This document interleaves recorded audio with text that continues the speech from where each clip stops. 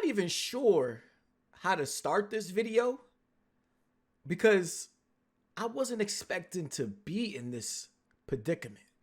I wasn't expecting to be feeling the things that I'm feeling when PlayStation first announced that we were invited to the 2023 showcase. Like, those emotions, that excitement, that hype, it's all gone.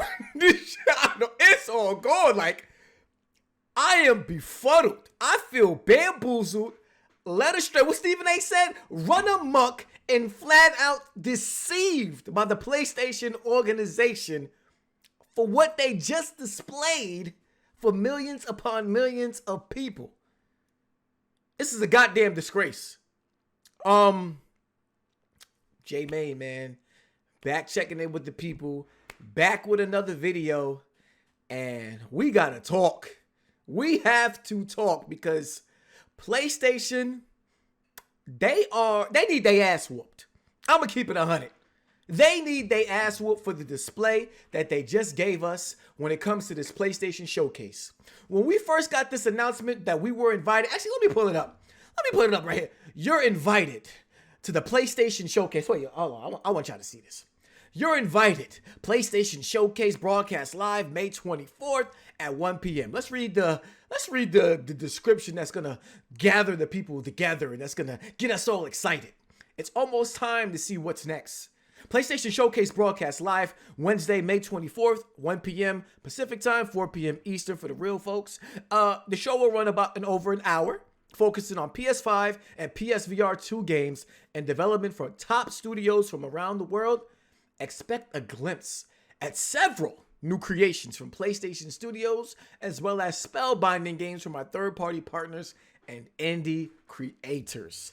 Bring it back. Let me get my one. Bring it back. Listen. It has been literally 2 years since PlayStation has released a showcase, giving us a glimpse at the future of what we can expect from the PlayStation 5. Now, why the showcase was such a big deal is mainly in part because of how this generation has been going. This generation, for me personally, has been underwhelming because it's been filled with cross-generation games. Games that have been built on the PS4 and boosted with the PlayStation 5. This was something that I was not personally fond of because to me, PlayStation always been about moving forward and creating games that are dedicated to that new hardware. When it came from going from the PS2 to the PS3, sure, you had a few stragglers that came along from the PS2 that were playable on the PS3, but the main attraction was those PS3 games. Even going from the PS3 to the PS4, and I know the PS3 has some different architecture, so it probably made it a little bit more difficult, but I don't even think still they would have created as many cross-generation games that they have going from the PS4 to the PS5. That was a major disappointment for me because I want to see us move on to a next generation. I bought this box because I want you to show me what it's fully capable of. And so this showcase was supposed to be something that we look at as the next phase, or I would say even the next generation where it truly began. And boy, did they drop that ball. Boy, did they miss the mark. And I mean on multiple facets. Like, not only did they not show us a bevy of first-party games or exclusive games that are coming to the PlayStation 5, even the first-party PlayStation games that they showed, they didn't show shit. They didn't show a damn thing.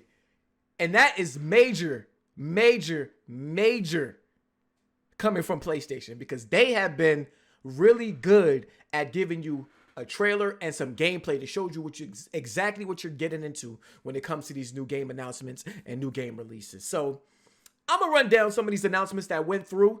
Not gonna go too deep into all of them, mainly the PlayStation ones because I got the most smoke for them. And let's just get into it, folks. Let's just see what we got. So shout out to my guy Wario64. He had a nice recap of the showcase as it was happening. I don't have trailers playing, so I'm gonna go off some pictures.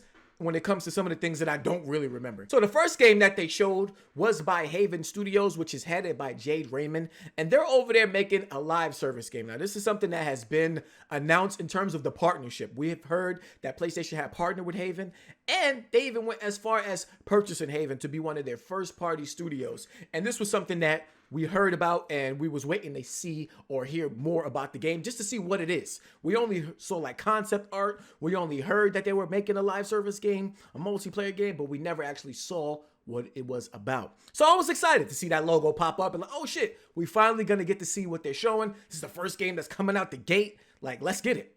And what did we get? A motherfucking cinematic trailer. A cinematic trailer.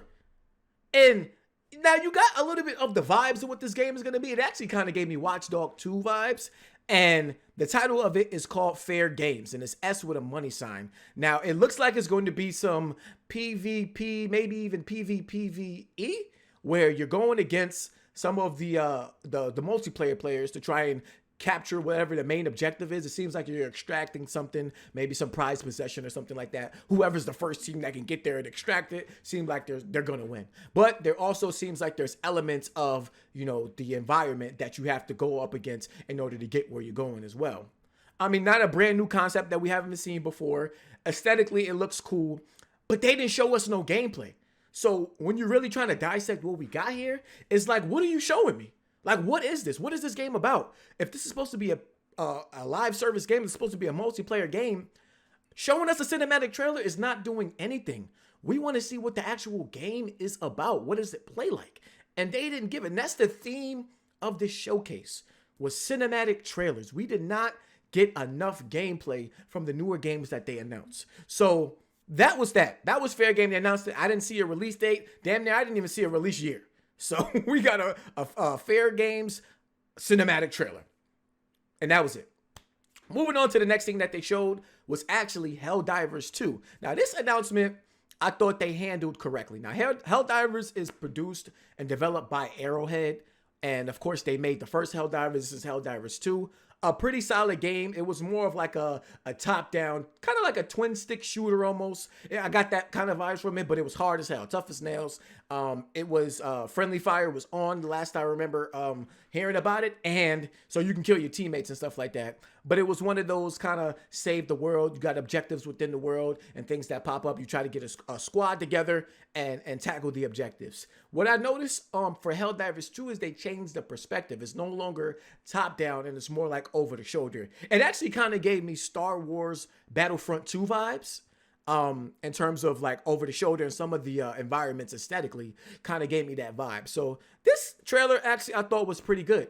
They gave us, a little bit of a cinematic trailer in the beginning, showed us a little bit of gameplay, and they said this game is coming out 2023. No release date, but they say 2023. So, take that for what you will. But I thought this announcement, this trailer was actually pretty good and looks like something that I probably would check out. And this game is also coming not only to PS5, but also to PC. Oh, as well as that last game too. So all of these PlayStation Live Service games are PS5, PC. And this is something that Herman Holtz talked about in the past, that they are going to be bringing these live service games to PC day one, which makes sense because they want the player base to be as big as possible for these games so that they have a better chance of surviving. So Helldivers was announced, looked pretty good, and it's supposed to come out this year. We got a trailer for Ghost Runner 2. This is a game that I actually wanted to check out. I have the first one actually on PC, and I want to check it out. So the second one looked like they're adding more traversal options. He was riding in a motorcycle, continuing with the the wall running, the sword play and stuff like that. Gameplay looks great for this game. So Ghost Runner 2, I don't believe we got a release date. No, I don't. Oh, 2023 is what they said. So no release date again for this game, but it is supposed to be coming out in 2023. Next up was one of my favorite games of the show, and one of the games that I thought stood out a lot. Some people actually believe it might be some bullshit just because of how good some of these animations looked. But this is a game by S Game Studio. I never heard of them before, but it's called Phantom Blade. Now, when you first are watching this kind of gives you Souls vibes. It kind of gives you a little bit of Sekiro vibes.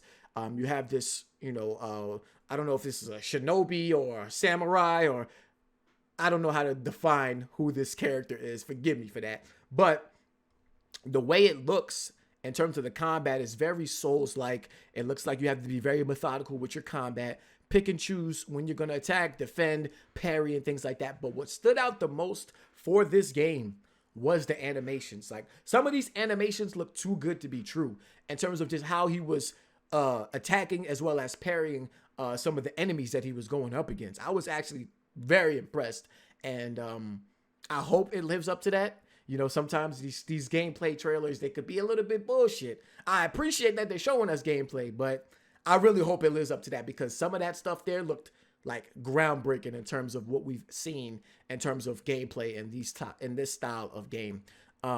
Graphically, it looked decent. Nothing groundbreaking, anything there, but overall, that combat is what stood out the most, and it's supposed to be coming out to PlayStation 5. No release date or year, so who knows when we're going to see this again, but I thought it stood out and looked pretty damn good. So Phantom Blade Zero, one of my standouts for this show. Next up, a game from Giant Squid. Now, this is the studio that brought you things like Journey, Abzu, games like The Pathless. All three games that I've beaten, all three games that I will stand by and say are great games and definitely worth playthroughs. And so now they have this game called Sword of the Sea, which artistically looks goddamn beautiful. And what I've noticed too is that it seems like it's combining a lot of different aspects from their previous games. Where it's Abzu, you have aspects of the ocean, underwater, and then Journey, of course, you're in like the desert and stuff like that. And even the Pathless with some of the traversal aspects. In this game, it looks like the character is riding on some type of hovercraft or hoverboard. And even that looks like it even was showing like some Tony Hawk moves that they was pulling off in like a half pipe on the desert. So, and even like I said, the environments, some of the aspects of the environments look like they were even blended together, where like she's out, or the character is out in the desert, and there's like dolphins out in the desert like swimming around. You know what I'm saying? So stuff like that I think is cool. I don't know if it's gonna like do a cool feature where maybe it like blends the two environments together, or you're switching back and forth between the two environments to solve puzzles and stuff like that. Nonetheless, the game looked cool. No release date. Like I said, that's going to be a trend. Not a lot of release dates announced at this damn showcase in terms of the games that I actually want to see or actually might even want to play. Square Enix pulled up to Nintendo and they looked at Splatoon and they was like, damn, dog, that shit look fire. Like, can I, you know what I mean? Can I see that so I can, you know what I mean? I could do something with that. Nintendo was like, yo, you can copy it, but just change it up a little bit. Just change it up a little bit so the teacher won't know that you copied off of me, because this game looked exactly like a Splatoon knockoff, and it's called Foam Stars. So pretty much how the Splatoon games are is when you are two separate teams and you're shooting paint to try and cover up the map, and whoever has most of the majority of the map covered up in their colored paint by the end of the round, they win. And also, of course, if you're attacking your enemies with weapons with the paint, they can be damaged by, you know, the opposite team's paint. So this is basically that, but with foam. I don't know what the hell Square Enix is doing over there in terms of their live service multiplayer games. I just don't feel like they're trying hard enough over there. I feel like they're looking around the industry and they're like, what is working? Let's try and copy it and see if we can succeed. And then they get upset when their games fail like that. And it's like, no, you have to come up with fresh ideas. Nobody wants to play a knockoff of the already popular game. They want you to come up with something fresh, something new, something innovative, something that looks great that they can latch on to. Not something that, oh, that looks like Splatoon, I might as well just go play Splatoon. You know what I'm saying? That's not gonna do it. You know what I'm saying? Some people might check it out, but I don't see this game lasting long at all. But they feel like this is what they want to do. Prepare for Square Enix to shut down yet another live service game, probably a few weeks into its life cycle, because this ain't it. Next up, we had a look at the Plunky Squire. Now, this game, when it was announced, I thought looked great, because I like the way this game combined different gameplay perspectives. I think I'm a big fan of games that blend different gameplay perspectives into one. So when Nier Automata or Automata came out, and I played that demo, I was excited because you had some of the bullet hell segments, you had some of the side-scrolling segments, and then you had, of course, the over-the-shoulder segments. Like, this game, the Plucky Squire, looks to be not like Nier, but in that vein of combining different aspects. So you got like going into the book creates a 2D side-scrolling gameplay, and then it has some areas that are wide open. Then you come out of the book and you're in like this Toy Story-esque world where you're small, but everything else around you is big, and then you're exploring and going around and trying to tackle the objectives there. So this is expected to come out in 2023, and I think it looks pretty good. I think I might check this one out. Based on everything I see. And shout out to Devolver Digital. They seem to be publishing it. And they know good games. So I'm not going to, when it comes to Devolver Digital, I usually give their eye a lot of credit because they know what they're doing. Now, at this point in the showcase, we probably about halfway through, maybe. I'm starting to sweat because I'm like, yo, Sony, what the fuck is going on?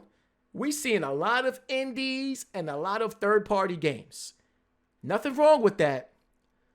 But where are the first-party bangers? Where are the PS5 games that show us what you can do on this platform? And I'm not seeing it. I'm not seeing it. So I'm sweating at this point. I'm like, they got to turn it up. And so we get to the next trailer, and it actually starts off showing some ants. And I actually thought this was the Last of Us factions. That's how thirsty I am for some factions. I thought some ants was the Last of Us factions because of the whole cordyceps virus and the part that the ants played in it. If you know the history of the Last of Us, you know where I'm going with that. But I thought it was Last of Us, and then the ants come across a frog, a dead frog. The frog gets picked up by a bird. The bird gets sitting on like a lily pad in the water, and then that gets snatched up by a snake, and then the snake is battling a alligator or a crocodile. And at that point, I'm like, oh, wait, hold up. Once I seen that snake, I was like, oh shit, this is Metal Gear Solid 3 Snake Eater Remake. And lo and behold, you see my boy, Big Boss, in the background, stealthily coming up out the darkness. And you see him there, and they announced, well, they're calling it Metal Gear Solid Triangle Snake Eater. Now, this is the remake of Metal Gear Solid 3 Snake Eater. And in addition to announcing that the remake is happening, they also announced a Metal Gear Solid Volume 1 Master Collection, which seems to be the first 3 games, HD remaster probably, that's coming to the platform. Now, this Metal Gear Solid remake has been the worst kept secret, I think, in gaming. At first, we heard about it possibly being the first Metal Gear Solid, but then as the past few weeks have been going, it's been, talked about it being Metal Gear Solid 3 remake. And it makes sense because I think chronologically, this game comes first in the Metal Gear Solid, lore. So, it was cool to see the announcement. My biggest disappointment with this is they didn't show us no gameplay. We didn't get no gameplay. We don't know when this game is coming out. Like, I thought we were past the cinematic trailer, the teaser trailer for some of these big announcements. Like, I thought something like this would be fire to see some gameplay. Like, especially since it's a Metal Gear Solid. Like, people already know about this game. People already love this game. This is regarded as one of the best games ever made. Let us see what that's going to look like in action on these new this new hardware. And it's not exclusive. So this game is coming to PS5, Xbox Series, and PC. So I don't think PlayStation has any exclusive deals with this game. So Metal Gear Solid, man. I know people are excited. I'm excited. I can't wait to play it. I just want to see what it looks like at this point. So then we got the launch trailer for Final Fantasy 16. Launch trailer looks fantastic. This game looks amazing. Why I was excited to see Final Fantasy 16 at the showcase is because I wanted them to announce a goddamn demo. We didn't get no demo announcement. I thought this would have been a perfect place to announce a Final Fantasy 16 demo playable now. Boom. Drop a nice little bomb right there. We didn't get none of that. So the game comes out next month. At this point, it seems like the demo is probably a few weeks out. At that point, I might not even check out the demo. I might as well just wait for the damn game. I thought maybe a month out would be perfect to drop a demo, but nothing here, folks. Nothing here. So moving along, they show more of Alan Wake 2. Now, Alan Wake 2 has been announced by Remedy and is supposed to be coming out this year, and they sticking by it. I thought Alan Wake 2, this trailer looked really good. I thought graphically it looked really good. It seems like we're going to be playing as another character, this black FBI agent lady. So I don't know if, because some of the clips in the trailer looked like we were playing as the original character, but then some of the clips looked like we was playing as this chick. So I don't know if there's going to be two or more playable characters in this game, and maybe you're going back and forth between the two. But I thought this game looked really good. I'm excited for it to come out. It comes out October 17th, so we will be playing through the original game before this one comes out. But I thought this looked pretty good. I thought this was a good showing, a good piece. So probably if I had to go back and list the games that really stood out to me the most so far, it was the Phantom Blade. It was, what is it? Songs of the Sea, I believe it's called. The game by Giant Squid. Sword of the Sea, excuse me. And it was Alan Wake 2. I thought these three games stood out to me the most. And speaking of another game that stood out to me the most, Assassin's Creed Mirage. Assassin's Creed Mirage is pretty much a return to form for Ubisoft when it comes to the Assassin's Creed series. We get the classic, assassin style combat, assassin parkour, assassin takedowns, these dense environments with people and more of a linear structure in terms of the world. It's not this huge open world that we've been getting with games like Valhalla. This looks like a return to form. A little bit disappointed that this is cross-gen. I don't know if that was ever announced, but I'm a little bit disappointed that this is cross-gen, but it still looked good nonetheless. So I will be checking this out October 12th.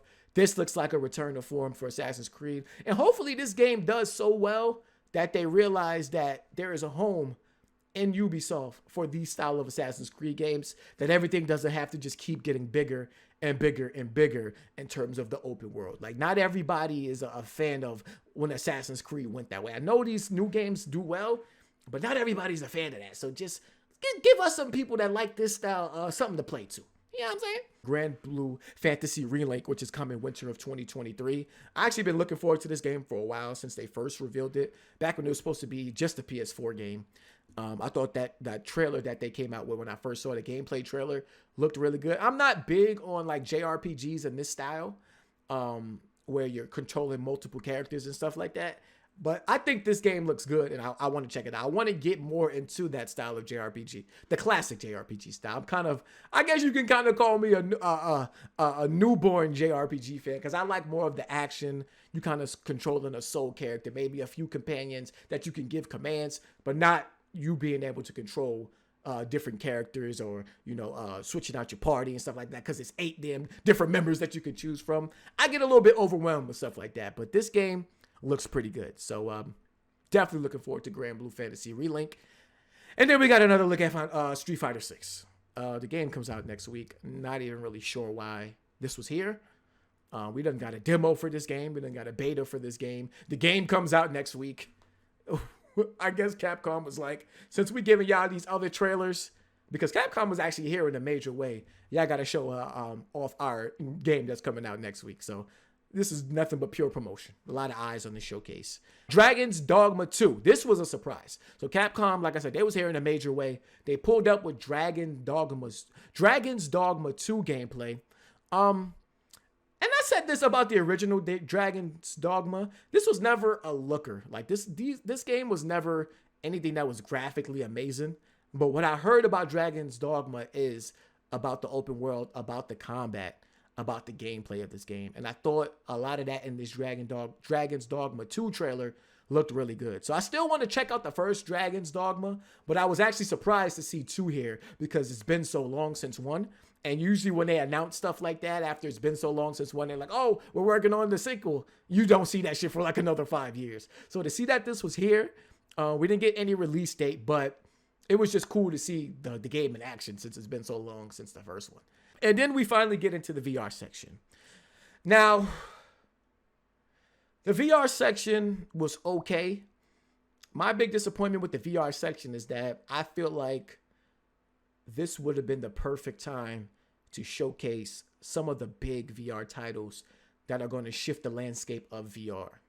I still haven't gotten my hands on a PlayStation VR 2. There are a lot of games over there that I want to check out. I'll eventually get one over the next few months, but I still feel like they're not giving us the consistent big games that are going to keep people interested, that even have the VR over the course of this period of, the launch season. And they're going to really drop the ball here, because I think games like a Half-Life Alyx should have been announced at a showcase like this coming to PlayStation. I don't know if it still needs some tweaks to work on the PSVR 2. I don't know if they even have a deal yet with Valve to get that game. That game needs to come to PSVR 2, because that is one of the highly touted VR games that people say, this game shows what VR is capable of. This game shows what the next evolution of VR can be.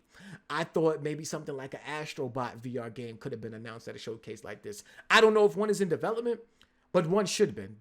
The first Astrobot VR game was a critical success. Like, one renowned as pretty much like the Mario 64 of VR. You know what I'm saying? Highly acclaimed. I think it's like a 90 on Metacritic. And this was a game that many people, myself included, will say, if you have a PlayStation VR, you got to check out Astrobot. And then they came out with the game for the PS5 that was more like a tech demo that they showcased that was also, got some great praise. And so I figured maybe they can combine the two aspects and create this game that can also be played on PS5 as well as having VR aspects to it. And yet that is nowhere to be found. Now, it could still be in development, but how long we got to wait? It's been like 3 years since that game came out, and even longer since the VR Astrobot came out. Like, what is happening? What is going on there? So to go over some of the VR announcements, they showed Resident Evil 4 VR that is now in development. I think Resident Evil in VR is one of the must-plays when it comes to VR. Arizona Sunshine 2, so that's getting the sequel coming out in 2023. Crossfire Sierra Squad, they showed more of that game. This has been announced. I don't think it has a release date yet. So they also showed Synops, which has been shown before. I think Synops is going to be a banger when it comes to VR. I think this game looks fantastic. It's of course, first person, but while you're in VR, one hand you got the gun, the other hand you have like these magical abilities and stuff like that. I like when games and first person combine those two aspects, because I think it makes the gameplay more unique and creates a lot of more opportunities to diversify the gameplay. So seeing something like this is, I thought is really cool. It comes out actually July 4th, so it's right around the corner, and hopefully I'll have my VR by then so I can pick that up. And then Beat Saber was also announced for PSVR 2. I know that's a popular title for VR, but I thought that was there already at launch. I didn't even go hold you. I thought Beat Saber was already there. It's not like this is a sequel. This is the same Beat Saber. They announced some new DLC Queen music pack, but this is the same damn game, but for PSVR 2. The VR segment is over, okay? So at this point, I'm like, damn, dog. I'm disappointed in the pacing of the show. I'm disappointed that we only seen 2 first-party games. The rest have been third-party and indie games. I'm disappointed that the VR segment didn't have those bangers that I really wanted to see to take VR to the next level. And now we get into the last few, 10, 15 minutes of the show. And so it's like, all right, here comes the first-party stuff. It has to be. It has to be. Y'all remember what I read at the beginning about the first-party showings? Y'all remember what I read? It has to be the moment. And so we see Bungie's on the screen. Now, Bungie, while they were bought by Sony, has came out and said, listen, we're not interested in making exclusives. They're interested in making games that can be reached by their fans. So right off the rip, I wasn't expecting this game to be an exclusive. But I did want to see what Bungie had in store, because Bungie, while I'm not a Destiny fan, I respect what they've done with Destiny as a live service game. And I also respect what they have done with Destiny from a core gameplay mechanics. Like the shooting, I think Bungie has some of the best shooting in first-person games, period. And, as far as live, that's what PlayStation bought them for. Well, Sony bought them for. It's for their live service expertise. So when it comes to them coming out with a game that's multiplayer, you can kind of look at them as one of the ones that can possibly do it right. And we got a fucking cinematic trailer, or this, CGI cinematic trailer, whatever the hell you want to call it. The shit, they didn't even tell us much. All we see is these robot AI looking style characters running, and then one of them gets taken out. So it looks like, there's teams, and they took something off the body of the dead soldier. This is all in a cinematic trailer. And that was pretty much it. The game is called Marathon. Aesthetically, it looks pleasing. The music is nice. The name Marathon, okay, I guess. I think Marathon is an old game too, or something that they're bringing, like reviving or something like that. I think there's some history to that name, or even to this game. But Marathon also did not show any gameplay. So continuing this trend of showing us new games and no gameplay. It seemed like everything that was brand new that came from either Sony or PlayStation said cinematic trailer, not actual gameplay. I think I even tweeted out, this is not actual gameplay, the showcase. Because that's how I felt when I was watching this showcase. I'm like, dog, all of this shit, they're not showing no gameplay. The hell is going on? So Bungie also announced some stuff for Destiny 2, and they also announced that Destiny 2 is getting a showcase on August 22nd. So Destiny 2, the final shape, was also announced, so that's probably exciting for some Destiny fans. And then we got another PlayStation Studio first-party announcement, and this was PlayStation Studios Firewalk. And now they actually recently purchased Firewalk, and we heard that they actually been working on multiple titles, but a live service game was one of them. And this game is titled Concord. It's coming out next year on PS5 and PC.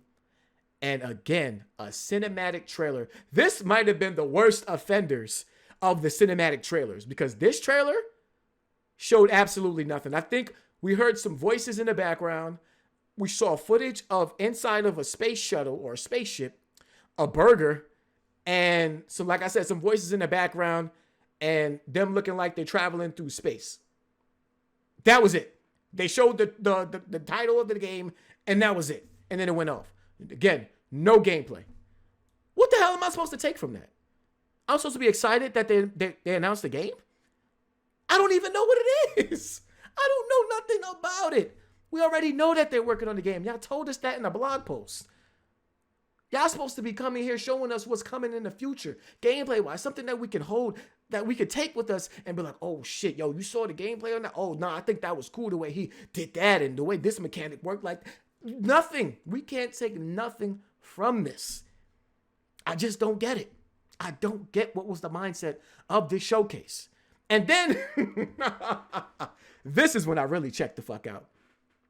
And then they had the audacity to show a Gran Turismo movie trailer at a games showcase.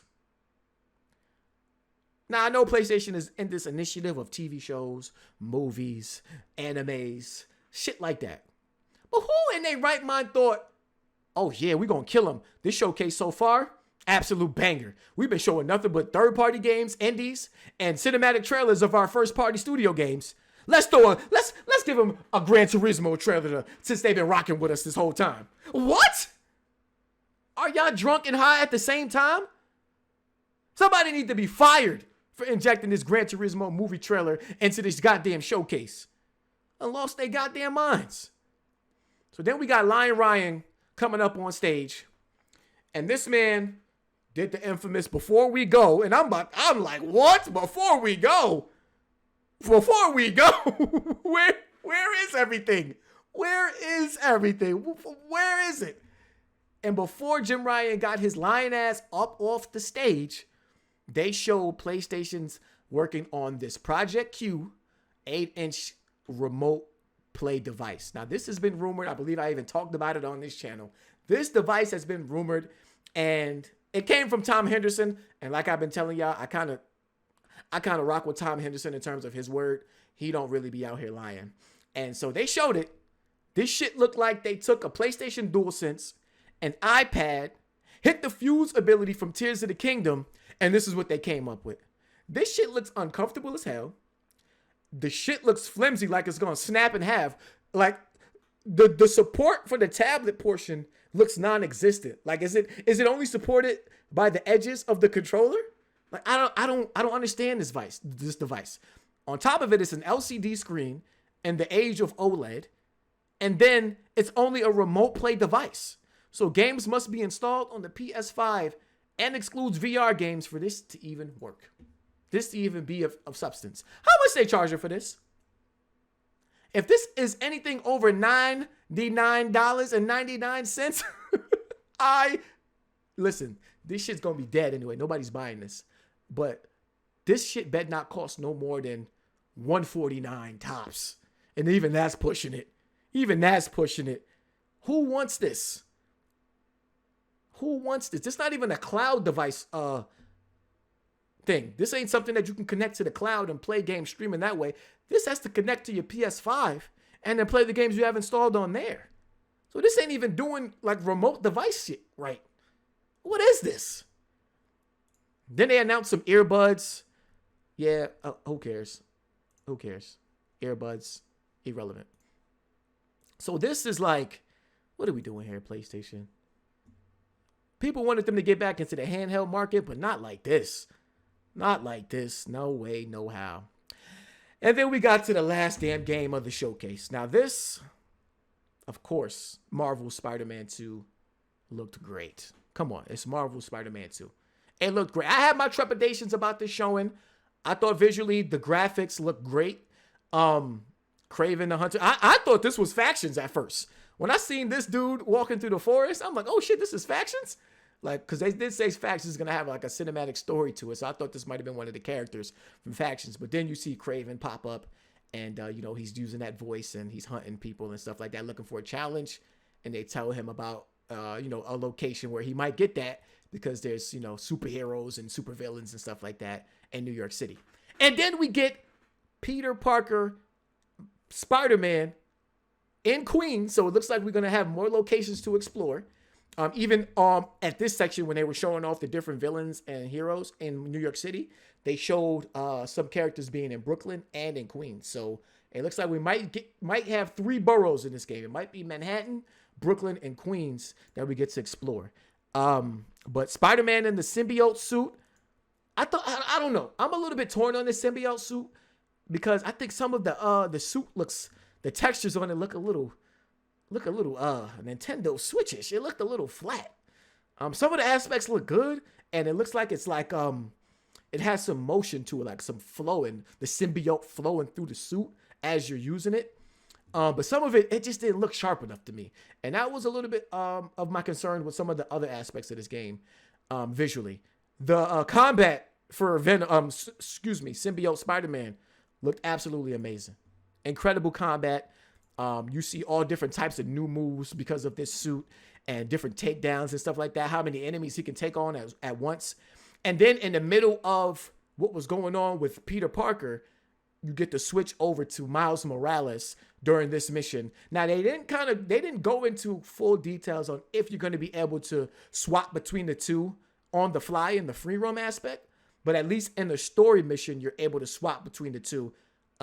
During, at not any given point, but certain points of the mission. It seems like as far as the mission goes, you have to swap between the two when they give you the prompt to do it. But when he swapped over to Miles was swinging through the city and they fucking did it. They added the wingsuit to this game and that just is going to take the traversal to the next level. I thought that part with the wingsuit and Miles swinging through the city and the buildings and the lush environments, I thought that portion of the game looked amazing. Like, I was looking at that shit like, yo, this is something next gen. I thought that part looked damn fantastic.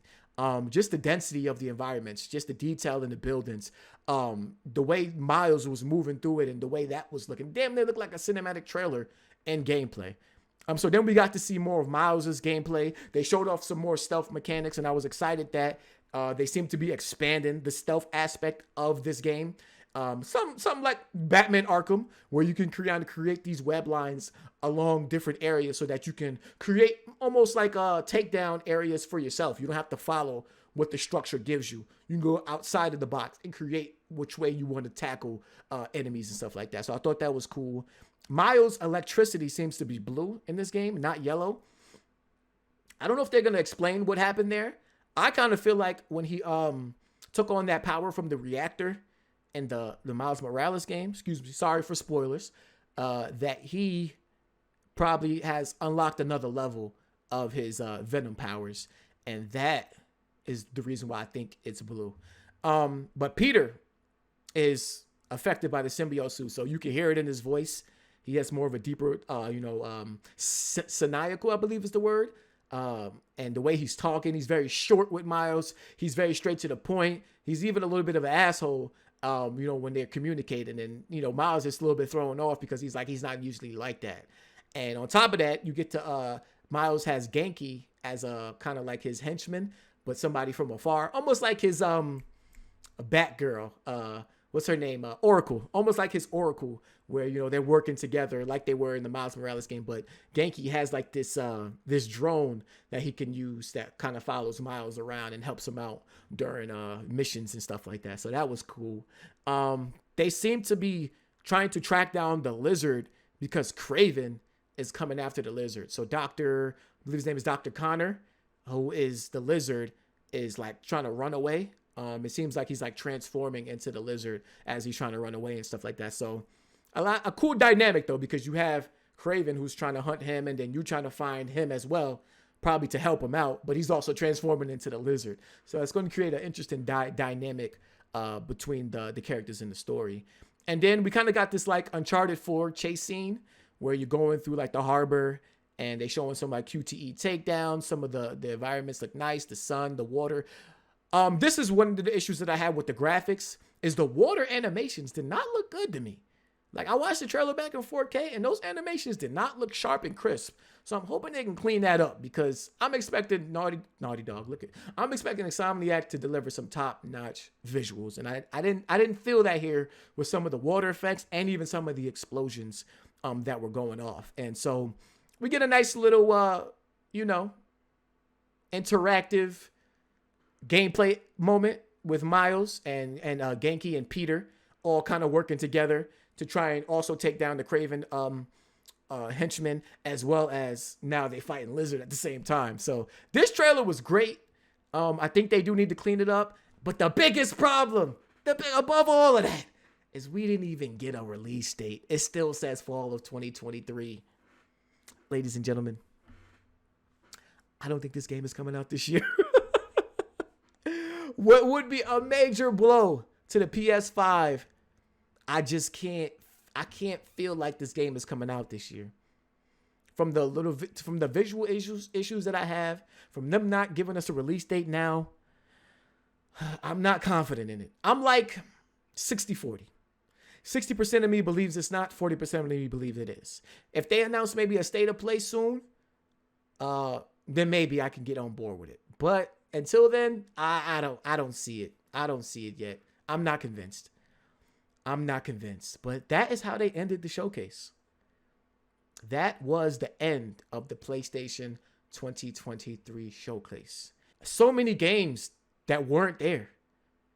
Stellar Blade, Stellar Yams. Where was it? Factions 2, Naughty Dog. Where were you? It don't matter. Ghost of Tsushima 2. It's been 3 years since Ghost of Tsushima came out. Where are y'all? Death Stranding 2. Where you at? Astrobot. Where you at? And then even the games that they showed. Where is the gameplay at? I left this showcase and I said, I hope Xbox whoop PlayStation ass at that showcase that they got coming up in June.